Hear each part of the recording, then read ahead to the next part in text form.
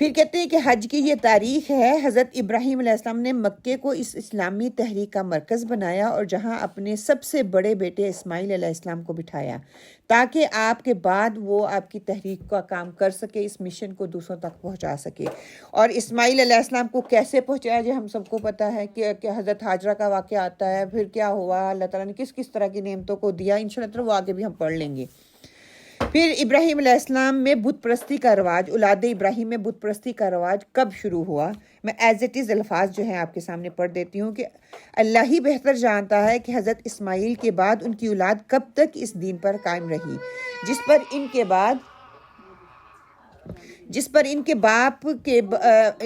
باپ ان کو چھوڑ گئے۔ یہ لوگ اپنے بزرگوں کی تعلیم اور ان کے طریقے سب بھول بھال گئے اور رفتہ رفتہ ان میں سے وہ گمراہیاں پیدا ہو گئی جو دوسری جاہل قوموں میں پھیلی ہوئی تھیں۔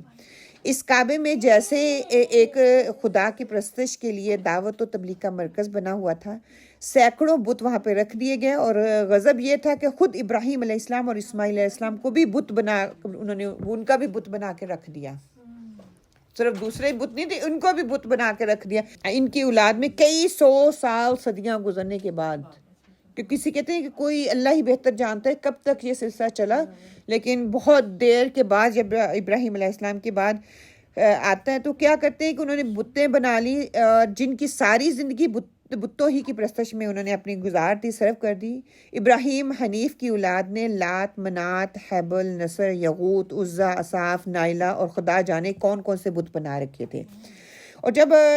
ان کی وہ پوجا کرتے، چاند، جو سارے جو ستارے ہیں ان کی وہ پوجا کرتے، کس طرح سے وہ پوجا کرتے تھے، جن بھوت یا پریت فرشتوں اور پتہ نہیں کون کون سی نام لگا لیں، وہ سارے ہم قرآن میں بار بار ان کا سلسلہ جو چلتا آتا ہے وہ کرتے تھے، ان کی پوجا کرتے تھے۔ حج ہر دور میں رہا ہے، یعنی کہ صرف مسلمانوں پہ ہی فرض ہے، حج ہر دور میں رہا۔ پہلے وہ کیا کرتے تھے، حج میں مقابلہ بازی، شعر و شاعری کا مقابلہ کیا کرتے تھے، جھوٹی سخاوت کے مظاہرے وہ کیا کرتے تھے، برہنہ طواف کیا کرتے تھے، یہ تو قرآن پاک میں بھی ہم پڑھتے ہیں۔ پھر قربانی کا تصور ان کے ہاں ایسا ہوتا تھا کہ قربانی کرتے اور دیواروں پہ وہ خون لٹکا دیتے، خون جو گوشت تھا وہ لٹکا دیتے کعبے کی دیواروں پہ۔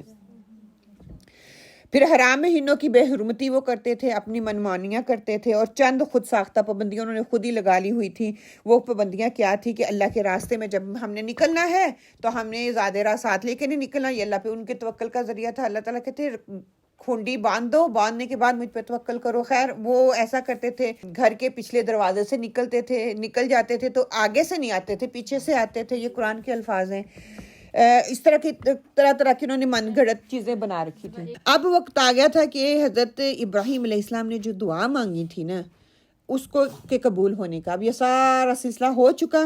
اب کہتے ہیں کہ کم و بیش 2000 برس تک یہ سلسلہ پجاری بتوں کا چلتا رہا۔ کعبہ میں انہوں نے بنایا، سارا کچھ ہوا، یہ سلسلہ چلتا رہا 2000 برس تک۔ اتنی طویل مدت میں کوئی نبی عرب میں پیدا نہیں ہوا، کسی نبی کی خاص تعلیم عرب کے لوگوں تک نہیں پہنچی۔ آخر کار ابراہیم علیہ السلام کی جو دعا تھی، ربنا وابعث فیہم رسولا منہم یتلو علیہم آیاتک ویعلمہم الکتاب والحکمہ ویزکیہم، کہ اے پروردگار ان کے درمیان ایک پیغمبر خود انہی کی قوم میں بھیجو جو انہیں تیری آیات سنائے اور کتاب اور دانائی کی تعلیم دے، ان کے اخلاق کو درست کریں۔ اب ابراہیم علیہ السلام کی اولاد سے پھر ایک انسان کامل جو کہ محمد صلی اللہ علیہ وآلہ وسلم تھے، ان کی پیدائش ہوئی۔ کہتے ہیں کہ جس طرح ابراہیم علیہ السلام نے پنڈتوں اور بتوں کے درمیان آنکھ کھولی، وہی سلسلہ جب آپ صلی اللہ علیہ وسلم نے آنکھ کھولی تو وہ سلسلہ ادھر تھا، وہی چیزیں ویسے۔ اس وقت ابراہیم علیہ السلام نے لوگوں کو بتایا، دماغ ایسا دیا تھا کہ لوگوں کے سامنے انہوں نے اس حقیقت کو رکھا۔ پھر اسی طرح آپ صلی اللہ علیہ وسلم جب آئے، ہر طرف اندھیرا تھا، وہ کس طرح کی پستی میں گرے ہوئے تھے، تو آپ صلی اللہ علیہ وسلم نے ان لوگوں کو اس چیز کا اعلان کیا، ان کی آنکھیں کھولی، ان کو بتایا۔ پھر وہ بتوں کی کس طرح جب آپ صلی اللہ علیہ وسلم جاتے ہیں خانہ کعبہ میں، دیکھتے ہیں کتنے انہوں نے بت رکھے ہوئے ہیں۔ پھر حضرت عمر رضی اللہ تعالیٰ اسلام قبول کرتے ہیں، پھر وہ کھلے عام اعلان کرتے ہیں، وہاں پہ وہ نماز پڑھائی جاتی ہے، بتوں کو کیسے نکالا جاتا ہے، سارا الحمدللہ ہم کو پتہ ہے۔ پھر کہتے ہیں کہ جب آپ صلی اللہ علیہ وسلم نے یہ پیغام ان تک پہنچا دیا، سورہ آل عمران میں آتا ہے، اور لوگوں پر اللہ کا حق ہے کہ جو کوئی اس گھر تک آنے کی قدرت رکھتا ہو وہ حج کے لیے آئے، پھر جو کوئی کفر کی کرے، یعنی کہ قدرت کے باوجود، اللہ تعالیٰ کی دی ہوئی توفیق کے باوجود وہ دنیا والا بن کے رہے اور اس گھر کی جا کے حج نہ کرے، تو اللہ سبحانہ وتعالیٰ اس سے بے نیاز ہے۔ جب سنت ابراہیمی آئی، آپ صلی اللہ علیہ وسلم آئے، تو بت پرستی تھی، بہت عام تھی، اس کا رواج تھا، میلے ٹھیلے منائے جاتے تھے، بتوں کے آگے چڑھاوے چڑھائے جاتے تھے۔ آپ صلی اللہ علیہ وسلم نے سب سے پہلے اس کا خاتمہ کیا۔ پھر بےہودہ افعال جو طواف کرتے ہوئے وہ حج ننگے کرتے تھے، اپنے پرائیویٹ پارٹ کو ڈھک لیتے تھے، باقی ایسے ہی ننگے طواف کرتے تھے، اس کا خاتمہ کیا۔ پھر جو حاجی جو وہاں پہ جا کے جانوروں کی نمائش کرتے تھے، شعر و شاعری کرتے تھے، اپنی آباء و اجداد کو اونچا کرتے تھے، اس سارا کلا کر دیا، ان کو ختم کر دیا۔ پھر قربانی کا خون اور گوشت جو لٹکاتے تھے اور کعبہ کی دیواروں پہ کرتے تھے، آپ صلی اللہ علیہ وسلم نے اس کا خاتمہ کیا۔ اس کے بعد آپ صلی اللہ علیہ وسلم نے جو مہینوں کی وہ حرمت نہیں کرتے تھے، اس کے بارے میں آپ صلی اللہ علیہ وسلم نے بتایا۔ سورہ توبہ میں جیسے آتا ہے نا، تو کفر میں وہ زیادتی، وہ جو لوگ تھے کفر میں زیادتی کرتے تھے، کفر کے ساتھ ڈٹائی کا اضافہ ہوا، کافر لوگ اس طریقے سے زیادہ گمراہی میں پڑتے گئے کہ کسی ایک سال ایک مہینے کو حلال کر لیتے تھے، جو ان کے لیے مناسب ہوتا تھا اس کو حلال کر لیتے۔ حج کا مہینہ اگر گرمی میں آ رہا ہے تو اپنی مرضی سے وہ ٹھنڈی میں لے جاتے تھے، اگر ٹھنڈی میں نہیں کرنا چاہتے تو وہ گرمی میں لے کے جانا چاہتے تھے۔ پھر زیادہ راہ کا حکم ہوا کہ ایسے نہیں نکلنا، بلکہ گھر والوں کے لیے زیادہ راہ چھوڑ کے جانا ہے، اپنے ساتھ جو لے کے جانا ہے وہ لے کے جانا ہے، پھر وہاں پہ جا کے جو خرچہ کرنا ہے وہ، یہ تینوں چیزیں آپ کے پاس انف ہوں تو پھر آپ حج کے اوپر جا سکتے ہیں۔ پھر حج میں روزی کمانے کو وہ حرام کہتے تھے، مسلمانوں کو کہہ دیا گیا کہ نہیں یہ حلال ہے، جا کے اب روزی کمانے کے بہانے جاؤ، حج کے بہانے جاؤ، جا کے روزی بھی کما سکتے ہو، تمہارے لیے یہ چیز بھی حلال ہے۔ پھر جاہلی رسموں کا خاتمہ کر دیا گیا کہ جو وہاں پہ وہ جا کے کہتے ہیں نا کہ بیویوں کے ساتھ مختلف قسم کے وہ جو شو کرتے تھے، وہاں پہ جا کے گالی گلوچ کرتے تھے اور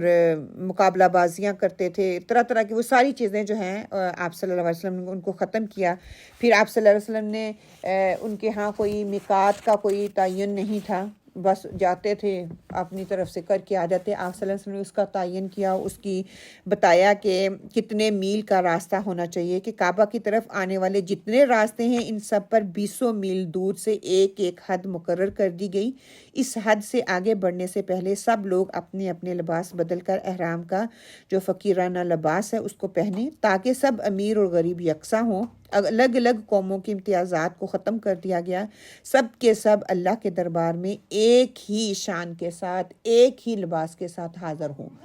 اس وقت کیونکہ وہ اپنی باوجداد کے کوئی ہو سکتا تھا پتہ نہیں کس طرح کے فخری انداز میں آتے تھے اور کیا کیا وہ کچھ کرتے تھے، تو آپ صلی اللہ علیہ وسلم سب سے پہلے اس کا تعین کیا، پھر پرامن ماحول کی ہدایت کی کہ جب اللہ کے گھر میں جاؤ تو اللہ کے گھر میں احرام باندھو، انسان کا خون بہانا روک دیا، جانوروں کا شکار روک دیا۔ وہ سورہ بقرہ میں ساری تفسیر ہم پڑھتے ہیں۔ ان 4 مہینوں کی حرمت کو بیان کر دیا کہ کون سی ہے، جو میلے ٹھیلے کرتے ہیں، کھیل تماشا، ناچ گانا، جو طرح طرح کی شعر و شاعری، ہر چیز کو جو ہے آپ صلی اللہ علیہ وسلم نے اس کا